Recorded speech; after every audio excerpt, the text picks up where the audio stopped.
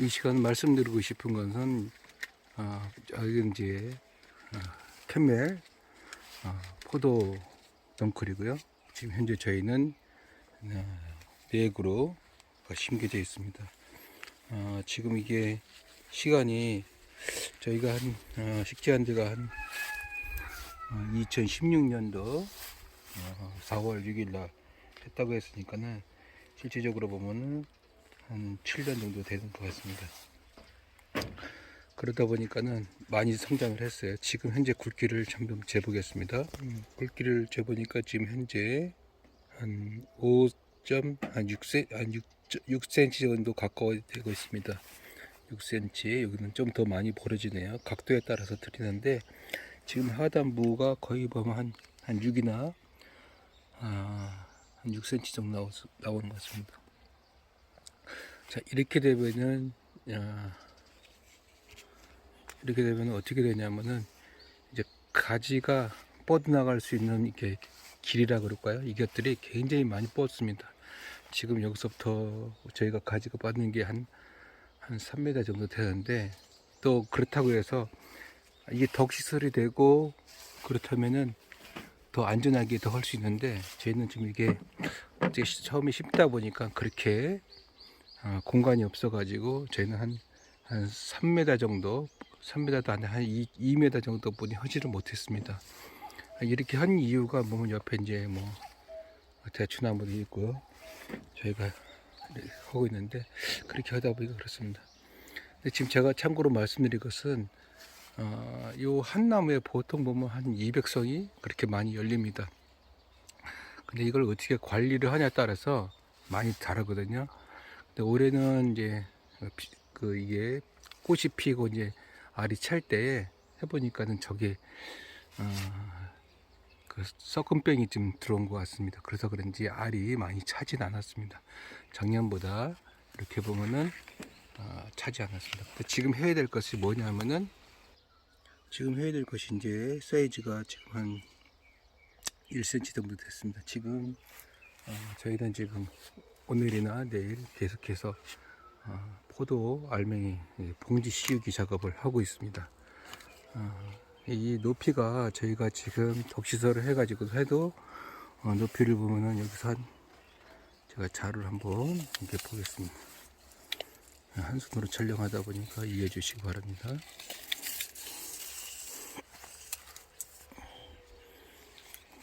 덕시설의 높이가 한 160 여기서 지금 달리고 있고요. 저 위까지 하면은 지금 현재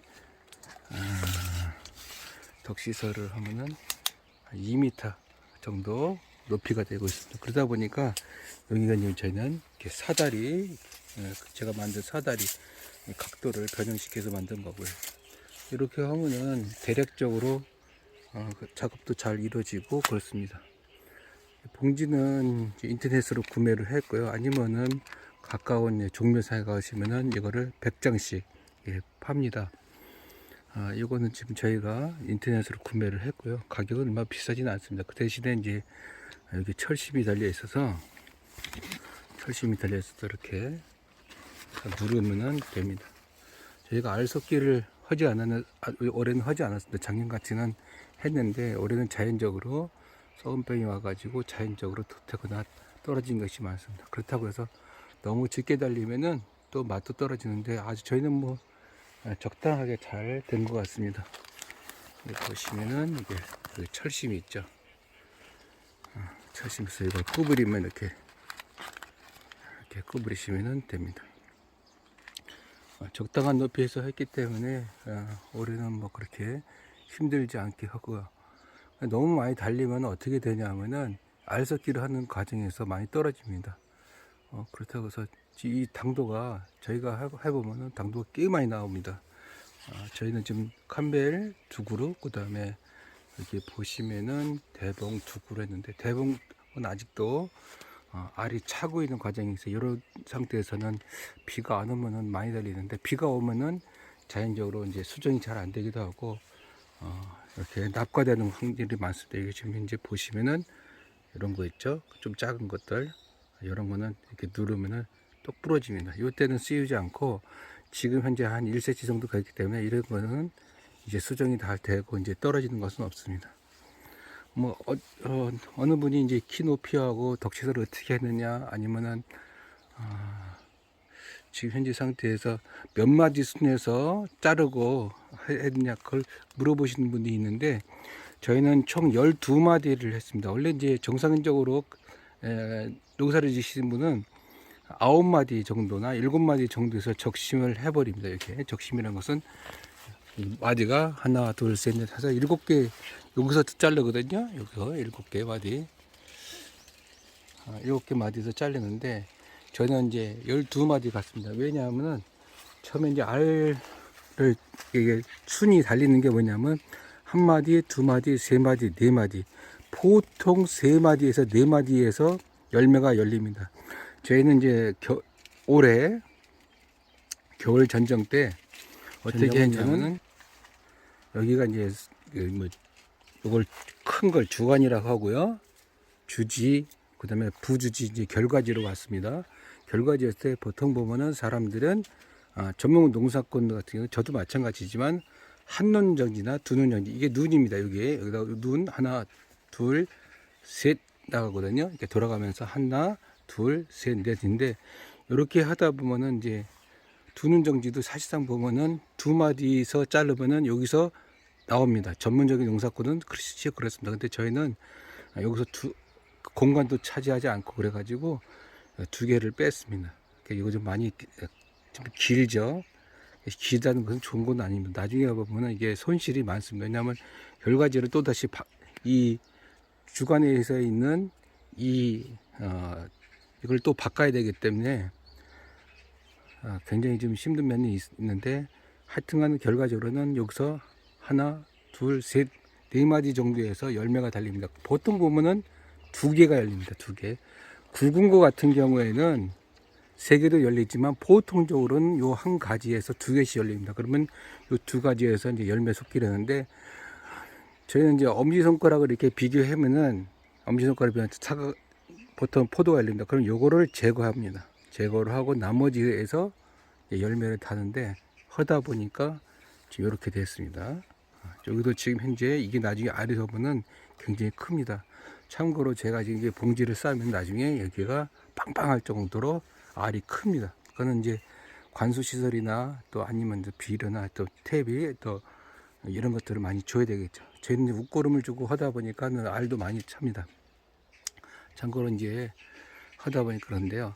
그래서 이제 요 가지에서 12마디에서 자르는 이유가 뭐냐면은, 여기서 순이 한 순, 두 순, 세 순, 네 순이 여기서 세 순에서 네 순 다르지 않습니까? 그럼 여기를 열매 섞기를 하거나 무슨 이제 봉지를 씌우면 여기에 걸려야 합니다.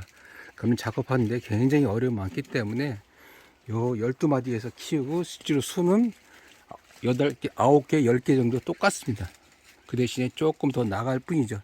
길이는 한 30cm 더 나간다고 보시면 됩니다. 그다 이 광합성 하는 데는 어려움이 없습니다. 모든 식물들이 햇빛, 공기, 물, 이 3가지가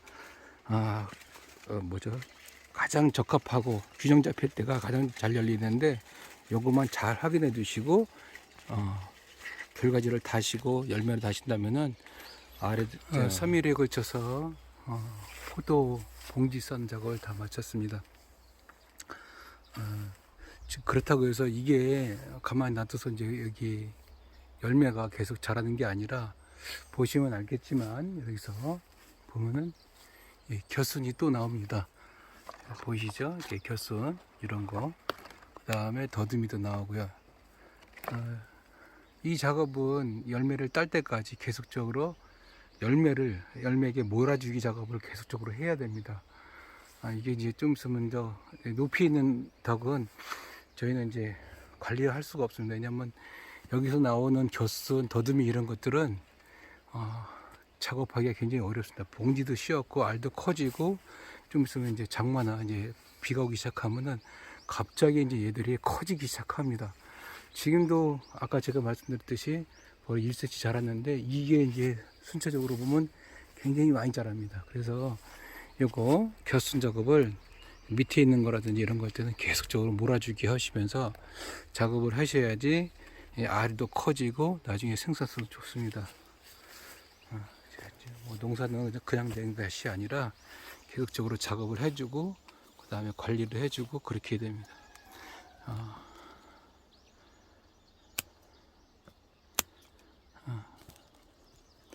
좀 이게 농사를 하다 보면서 좀 그냥 되는 건 없습니다. 이 작업을 계속적으로 해줘야 되는데 이게 참 이게 농사를 하는 것이 생산자와 소비자의 사이에서 갈등을 일으키는 것인데 소비자는 싸고 좋은 걸 먹어야 되고 또 생산자는 더 비싸게 팔아야 되는 입장입니다. 그러나 절충점은 다 있겠죠. 근데 가장 좀 저희가 생산을 하면서 느끼는 건 뭐냐면 중간 마진이 참 어렵습니다. 이게 그러나 농약 대비 인건비 대비 이런 걸 다 따져야 된다는 그런 생각을 가진다면은 적정하게 보상의 원리도 작용해야 된다고 생각합니다.